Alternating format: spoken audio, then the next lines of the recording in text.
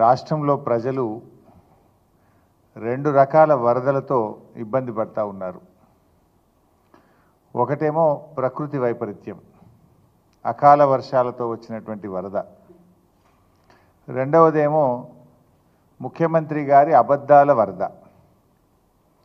సరే, ప్రకృతి వైపరీత్యంతో వచ్చిన బురదను మాత్రం కడుక్కోవచ్చు, కానీ రేవంత్ రెడ్డి గారి అబద్ధాలు మాత్రం మోరీల కంపును మించిపోయినాయి. పొద్దస్తమానం అబద్ధాలే. చెప్పిన దాన్నే మళ్ళీ మళ్ళీ చెప్పడానికి ఆయనకు నిస్సిగ్గుగా మాట్లాడడం అలవాటైపోయింది. ఈ మధ్య ముఖ్యమంత్రి గారు ఎక్కడో మాట్లాడుకుంటూ నాకు కాకున్నా కనీసం నా కుర్చీ కన్నా మర్యాద ఇవ్వండి అని ఏడ్చినంత పనిచేసిండు రేవంత్ రెడ్డి గారు. మరి ఆ మర్యాద దక్కాలంటే నువ్వు మర్యాదగా వ్యవహరించాలి. నీ భాష మర్యాదగా ఉండాలి, నీ శైలి, నీ వ్యవహార శైలి మర్యాదగా ఉండాలి, నీ నడవడిక మర్యాదగా ఉండాలి. అప్పుడు నీ మర్యాద వస్తుంది. మాట్లాడేటివన్నీ బూతులు, చెప్పేవన్నీ అబద్ధాలు, ఇక మర్యాద రమ్మంటే ఆడికేలు వస్తుంది రేవంత్ రెడ్డి గారు నీకు? ఇవాళ మీరు చూస్తే ఈరోజు గాంధీ భవన్లో పిసిసి అధ్యక్ష పదవి బాధ్యతలు చేపట్టే సందర్భంగా రేవంత్ రెడ్డి గారు మాట్లాడిన భాష ఏందండి? ఆయన ఎన్ని అబద్ధాలు మాట్లాడిండు. నా గురించి పట్టుకొని ఏం భాష మాట్లాడిండో మీరందరూ కూడా చూశారు. తాటి చెట్టు అంతా పెరిగిండని, దూలమూల పెరిగిండని, దూడకున్నంత మెదడు లేదంటాడు, సన్యాసి అంటాడు, ఏడదాక్కున్నాడు అంటాడు.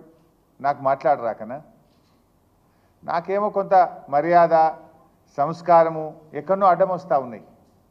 నాకు అనరాదా? తాటి చెట్టు అంతా పెరిగినావంటే నువ్వు లిల్లీ పుట్టంతా లేవు అని నాకు అనరాదా? ఏంది నువ్వు నన్ను సన్యాసి అంటే నిన్ను సన్యాసి అనడం నాకేమైనా పెద్ద కష్టమైన పని? అది నువ్వు పదే పదే నా ఎత్తు గురించి దుర్భాషలాడుతూ ఉన్నాడు ఆయన. ఇప్పుడు నేను అనేది, నా ఎత్తు మీద నీకెందుకయ్యా అంత ఈర్ష? ఇప్పుడు మనం ఎంత ఎత్తు పెరగాలనో మన చేతులు ఉంటుందా? దేవుడిచ్చిన సృష్టి అది. మనం ఎంత ఎత్తు పెరగాలనేది మన చేతుల్లో ఉంటుందా? ఏమి అది భగవంతుడు ఇచ్చింది. నువ్వు ఎంతసేపు నా మీద ఏదో అసూయ పడుతున్నట్టున్నావు, హరీష్ అంత ఎత్తు పెరగలేదని. ఇప్పటికి ఒక 20 సార్లు మాట్లాడుతీవి. ఏదో పోనీలే పోనీలే ఎందుకు పట్టించుకోవాలని నేను అనుకుంటున్నా.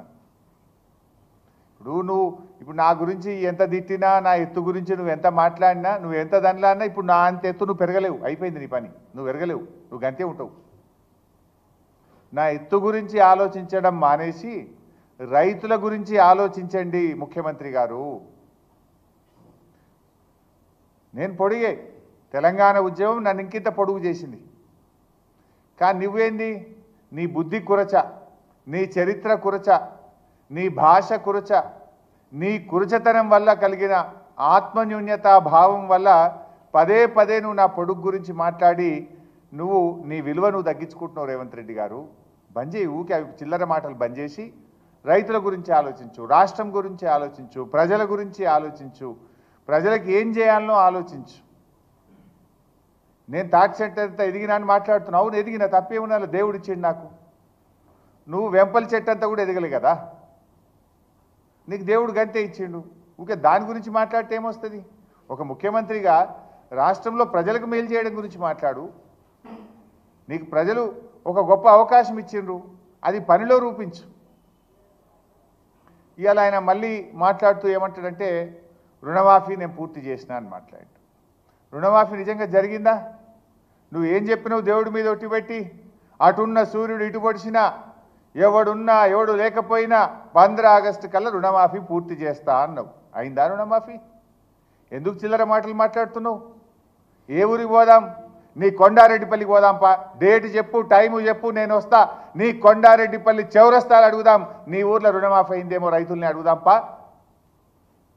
లేదు, నేను చెప్తా. ఇగో నేను మా ఊర్లో నా నియోజకవర్గంలో తయారు చేయించిన సిద్దిపేట రూరల్ మండలం వెంకటాపూర్ గ్రామం ఇంటింటికి పంపించి నేను సర్వే చేయించిన. ఆ గ్రామంలో ఇప్పటి వరకు ఎంతమందికి రుణమాఫీ అయింది, ఎంత డబ్బు అయింది, ఎంతమందికి కాలేదు వివరాలు తెప్పించిన. వెంకటాపురం గ్రామం, సిద్దిపేట మండలం రుణమాఫీ జరిగింది 122 మందికి, జరగంది 82 మందికి రుణమాఫీ జరగలేదు.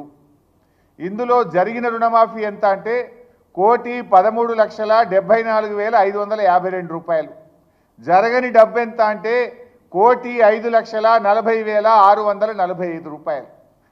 82 మందికి ఇంకా 1,05,40,645 రూపాయల రుణమాఫీ జరగవలసి ఉన్నది.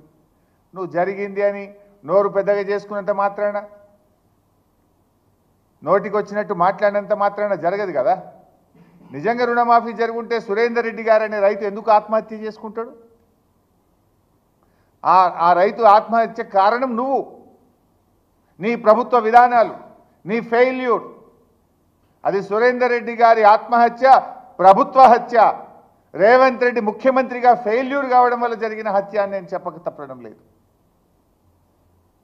నువ్వట ఇచ్చిన మాట నిలబెట్టుకున్నావు. యాడ నిలబెట్టుకున్నావు? అయిందా రుణమాఫీ? రాష్ట్రంలో 42 లక్షల మంది రైతులకు 31,000 కోట్ల రూపాయల రుణమాఫీ జరిగేది ఉంటే మీరు చేసింది నీ ముఖానికి 17,000 కోట్లు. సగం మంది రైతులకు కూడా రుణమాఫీ చేయలేదా నువ్వే చెప్తున్నావు. ఇంకా నీ సిగ్గుగా నా గురించి మాట్లాడే నైతికత ఎక్కడిది? దొంగతనం చేసిన దొంగనే దొంగ దొంగ అన్నాడట. నువ్వు రైతుల్ని మోసం చేసింది నువ్వు, మాట తప్పింది నువ్వు, రుణమాఫీ చెయ్యంది నువ్వు, ఇంకా నా గురించి మాట్లాడతావా? నన్ను పట్టుకొని సన్యాసి, ఏం మాట నిలబెట్టుకున్నావు సన్యాసి అని నేను అనరాదైంది. నాకు మాట తప్పిన సన్యాసి, మోసం చేసిన సన్యాసి అని 100 సార్లు అనగలుగుతాను నిన్ను. కానీ నాకు సంస్కారం ఉన్నది. నువ్వు ఎన్ని అబద్ధాలు ఆడినావు. ఈయనట అన్ని మాటలు నిలబెట్టుకున్నాడట. ఏం చెప్పినావు నీ మేనిఫెస్టోలో? 100 రోజుల్లో 6 గ్యారెంటీలు అమలు చేస్తా అని మాట తప్పిన సన్నాసివి నువ్వు కాదా? డిసెంబర్లో ఇందిరమ్మ రాజ్యం వస్తుంది, 4,000 పింఛన్ ఇస్తావా, నీ మన్మడు కాళ్ళు ఒత్తుతాడని చెప్పి ఓట్లేయించుకొని మోసం చేసిన సన్నాసివి నువ్వు కాదా?